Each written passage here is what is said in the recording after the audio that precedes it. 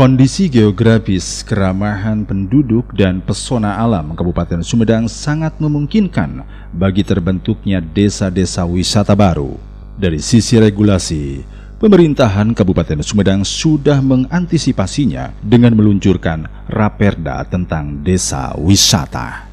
Saat berbincang di sela-sela acara penanaman pohon dalam rangka soft launching Taman Seribu Cahaya di kawasan Desa Wisata Kampung Berucak Burinong, Kecamatan Dharma Raja, anggota Komisi 3 DPRD Kabupaten Sumedang dari fraksi Partai Amanat Nasional, Bagus Nur Rahmat menuturkan, pertumbuhan spot-spot wisata diharapkan bisa membangkitkan nilai ekonomi bagi masyarakat sekitar Bendungan Jati Gede.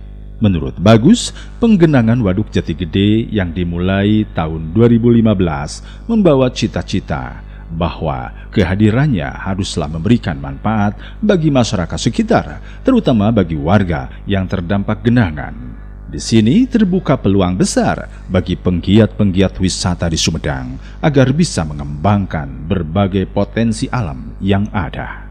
Bagus juga berharap pengusaha-pengusaha besar tidak hanya menangani satu tempat wisata, melainkan bisa lebih luas lagi, sehingga pengembangan wilayah Jati Gede ini hanyalah tiger atau magnet yang nantinya akan melebar ke wilayah lainnya di Kabupaten Sumedang. Ya, saya sebagai anggota Komisi 3 yang membidangi bidang pariwisata, ya berharap banyaklah dengan pertumbuhan spot-spot wisata itu bisa membangkitkan nilai ekonomi, khususnya masyarakat sekitar Bendungan Jati Gede, khususnya seperti itu. Karena kita bertujuan pada waktu dulu ada pengenangan itu harus memberikan manfaat bagi masyarakat, secara khususnya untuk masyarakat yang terkena genangan. Yang kedua, itu dampak positifnya buat masyarakat Sumedang khususnya dalam hal peningkatan pendapatan asli daerah sesuai dengan Sumedang, yaitu sebagai kota wisata. Apalagi sekarang akses jalan tol sudah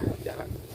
Kita lihat perkembangannya setelah jalan akses tol Cisumdawu, meskipun sampai baru nyampe Cimalaka. Lihat data dari okupasi pengunjung, khususnya di hotel-hotel Sumedang, itu peningkatan sangat tajam. Dengan target dulu 1 tahun itu dalam jangka waktu sekitar 4 bulan sudah tercapai. Sehingga ini merupakan sebuah peluang besar bagi khususnya pegiat-pegiat wisata yang ada di Sumedang, baik itu melalui Pokdarwis-Pokdarwisnya bisa berkembang. Tapi saya berharap banyak, bukan hanya oleh pengusaha-pengusaha besar dikuasai untuk tempat-tempat wisata, tetapi bisa mengkatrol pegiat-pegiat wisata yang ada di pelosok. Bukan hanya wilayah Jati Gede. Jati Gede itu hanya sebuah trigger aja, sebuah magnet saja. Setelah itu mereka bisa mengenal ke wilayah-wilayah yang lain. Karena di kita itu banyak, ada wisata airnya, ada agronya bisa terjadi sedemikian rupa. Nah, kami berharap di Komisi 3 ini merupakan suatu daya pengungkit lah untuk wisata di Kabupaten Sumedang. Kita berharap banyak seperti itu. Ya, kan ada perputaran uang juga ya Pak? Ya jelas, karena kalau pendapatan PDRB Kabupaten Sumedang itu bisa meningkat ketika nilai perputaran uang itu besar. Nah, bagaimana cara perputaran uang besar itu? Jangan hanya wisatawan datang ke Sumedang itu hanya sebatas singgah saja, datang terus pergi, tidak menginap. Karena uang bisa berputar besar ketika wisatawan itu stay-nya agak lama. Jadi kita menghitung berapa lama wisatawan masuk ke Sumedang itu, apakah hanya selintas saja atau tinggal.